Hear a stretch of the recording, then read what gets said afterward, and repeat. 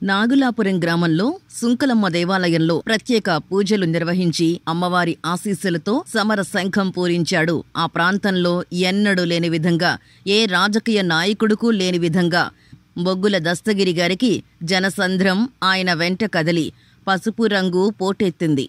అది చూసిన వైసీపీ నాయకుల్లో గుండె గుబులు మొదలైంది.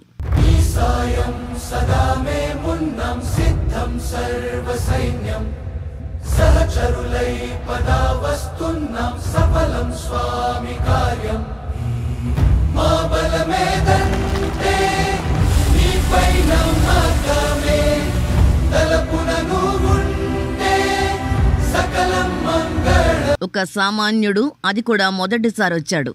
ఏం చేయగలడు అనుకున్న వారికి చుక్కలు కనిపిస్తున్నాయి అని చెప్పడంలో ఎలాంటి సందేహం లేదు. ఎన్నికల్లో ఎవరు ముందు ప్రచారం మొదలుపెట్టారు అన్నది లెక్కలోకి రాదు.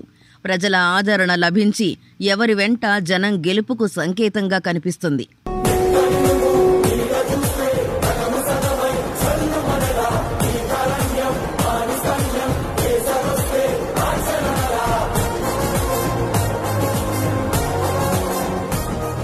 దస్తగిరి అన్న ప్రారంభించిన కూటమి ప్రచారం చూస్తుంటే ఎన్నికల ముందే బొగ్గుల దస్తగిరి గారి విజయోత్సవ ర్యాలీలా అనిపిస్తుంది.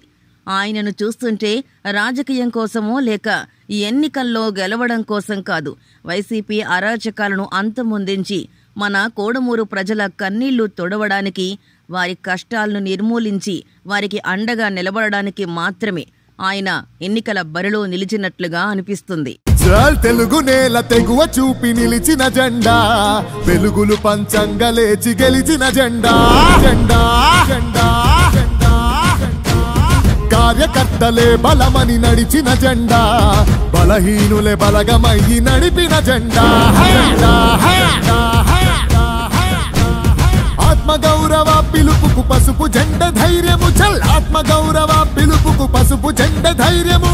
ఆంధ్ర అంటే అవనిలో టీడీపీ ప్రతిరూపము. ఎత్తర జెండెత్తర టీడీపీ జెండా, మన చంద్రన్న గుండెలో కొలువైన జెండా. ఎత్తర తల ఎత్తర మన పసుపు జెండా, లోకేశుని అడుగులే పార్టీకి అండాదండా.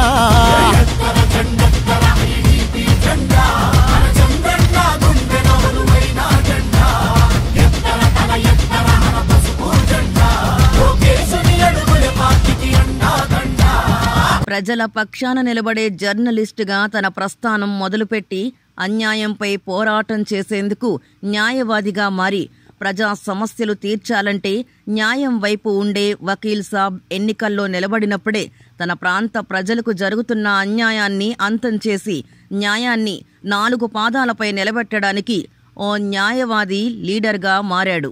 కోడుమూరులో ఉన్న చీడ పురుగుల్ని ఏరివేయడానికొస్తున్నాడు. ఇన్నాళ్లు తన వంతుగా ప్రజాసేవ చేస్తూ సైలెంట్గా ఉన్నాడు. ఇన్నాళ్లు మమ్మల్ని ఎవరు అడ్డుకుంటారు అని విర్రవీగుతున్న వైసీపీలకు తెలియని విషయం ఏమిటంటే, సునామీ వచ్చే ముందు సైలెంట్గానే ఉంటుంది, తర్వాత అది సృష్టించే వైలెన్స్ ఎలా ఉంటుందో చూడడానికి వాళ్లు కూడా మిగిలి ఉండరు. ఈ విషయం కోడుమూరులో విష్ణువర్ధన్ రెడ్డి ఆధ్వర్యంలో టీడీపీలో చేరుతున్న మద్దతుదారుల అడుగులతో అర్థమై ఉందనుకుంటా. కర్నూలు జిల్లా కోడుమూరు తెలుగుదేశం ఇన్ఛార్జ్ విష్ణువర్ధన్ రెడ్డిని అరెస్టు చేయడాన్ని అధినేత చంద్రబాబు ఖండించారు.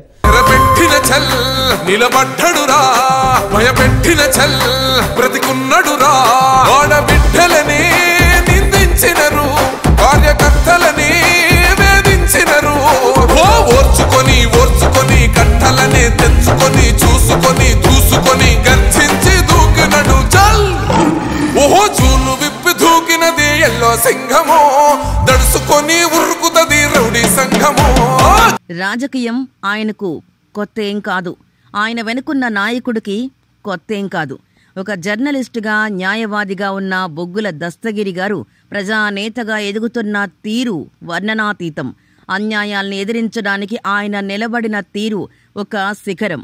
మనం ఎవరన్నది ముఖ్యం కాదు, మనం ఏం చేయగలం అన్నదే ముఖ్యమని బొగ్గుల దస్తగిరి గారు కోడుమూరు ప్రజలకు భరోసానిస్తూ ప్రచారంలో దూసుకుపోతున్నారు. లేటుగా వచ్చినా లేటెస్ట్గా ప్రత్యర్థుల గుండెల్లో భయమనే బుల్లెట్లు దింపుతున్నాడు. ఇది ఒక్కటి చాలు కోడుమూరులో ఆయన గెలుపుని ఎవ్వరూ అడ్డుకోలేరని చెప్పుకోవడానికి. బొగ్గుల దస్తగిరి దర్శనం కోడుమూరులో గెలుపుకు నిదర్శనం. ఈ ఎన్నికల్లో కోడుమూరు గడ్డపై మారబోతోంది లెక్క. తెలుగుదేశం బిడ్డ దస్తగిరి గెలవడం పక్కా.